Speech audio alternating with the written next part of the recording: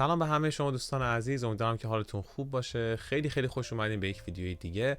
تو این ویدیو قراره که راجع به یک مسئله خیلی خیلی باحال صحبت کنم باهاتون و اونم زمانی هستش که فرض کنید مثلا یک موزیک حالا یا کلاسیک یا در واقع پیانو یا هر چیزی که صرفا با میدی نوشته شده مثلا تنظیم کردین و قراره که توی آهنگتون یک نوازنده مثلا پیانو، حالا من به عنوان مثال پیانو تو این پروژه آوردم، قراره که داشته باشین و اون نوازنده بهتون میگه که لطفاً برام نوت‌های آهنگ که داشتین رو بفرستین.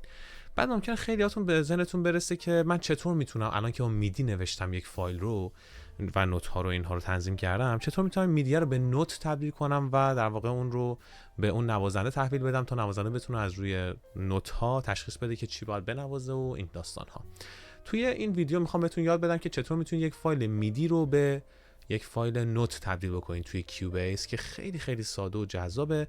پس با من همراه باشین تا بهتون کامل اینا رو بگم. خب من یک فایل پیانو رو اینجا آوردم و فرض رو بر این بذاریم که شما یه چنین چیزی تنظیم کردین و مثلا ساختین با پیانو و قراره که اینو بدین به یه پیانیستی که براتون رو بنوازه. خب اگر دقت بکنید وقتی که دو تا اینجا کلیک بکنم تمام نوت ها به صورت میدی نوشته شده و خب خیلی از نوازنده ها مثلا ممکنه که با نرم افزار کار نکرده باشن و آشنا نباشن یا نتونن گوشی مثلا تشخیص بدن که چی داره زده میشه و درخواست نوت بکنن ازتون. چطور میتونیم در واقع این کار رو انجام بدیم؟ البته این به درد دوستانی میخوره که به صورت مستقیم توی نرم افزار کار انجام میدن و مثلا با سیبیلیوس و گیتار پرو چه این سری نرم افزارهای اینجوری که بیشتر میشه توشون نوت نوشت کار نمیکنن.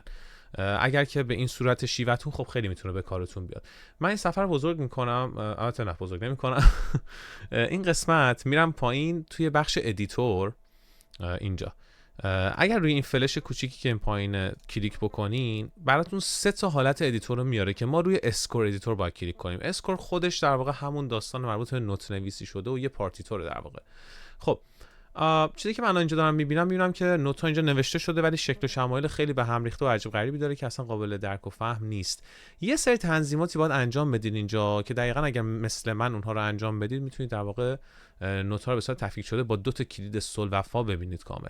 خب من روی این خط عمودی مشکی کلیک میکنم 2 تا و همونطور که مشاهده میکنید یه صفحه اینجا باز میشه که در واقع کلی آپشن اینجا هستش که میتونید تغییر بدین.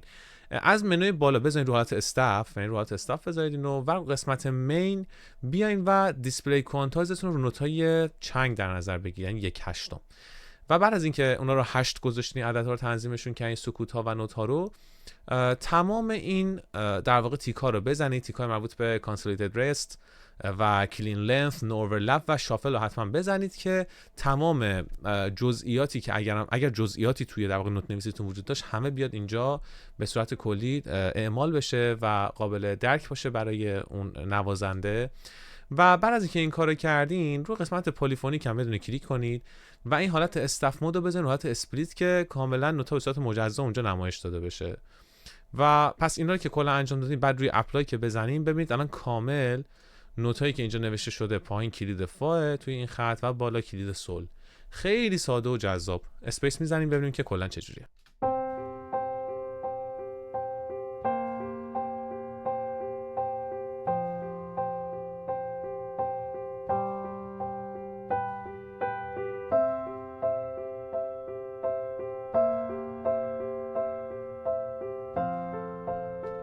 میبینید که کامل کلید فا از کلید سل جدا شده، یعنی نوازنده میدونه که دقیقاً دست چپش باید چیکار کنه، دست راستش باید چیکار کنه و جدا از اون که تمام رست ها یا در واقع همون سکوت ها و حتی نوت های نقطه دار همه اینها لحاظ شده و رعایت شده و این کمک میکنه که نوازنده خیلی خیلی راحت بتونه در واقع متوجه بشه که در واقع شما چی میخواین ازش. رو خیلی هم جالب. حالا این فقط صرفا مختص به در واقع پیانو نیست، روی ویولنسل هر سازی که به صورت میدی نوشته شده باشه شما میتونید خیلی خیلی راحت این قضیه باش در نظر بگیرید. خب این چون الان پیانو بوده و اسپلیتش کردین شما کلید فا از سل جدا شده، دست ها جدا شده در واقع و دست چپ و راست مشخص شده اینجا و کاملا نوتا هم به صورت استاندارد برای نوازنده نوشته شده و میتونید خیلی راحت بهشون تحویل بدید. این یکی از روش‌هایی هستش که به درد اون دسته از عزیزان میخوره که میخوان در واقع فایل میدیشون رو به نوت تبدیل کنن و به نوازنده ها بدن که خیلی خیلی میتونه سریع کارتون رو راه بندازه و عملاً شما رو به نتیجه دلخواهتون برسونه.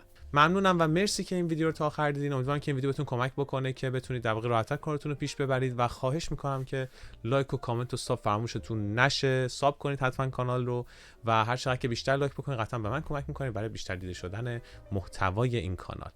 و کانال تلگرام و اینستاگرام منم فراموش نکنید که دنبال بکنید و براتون آرزوی بهترین ها رو دارم. Hell yeah.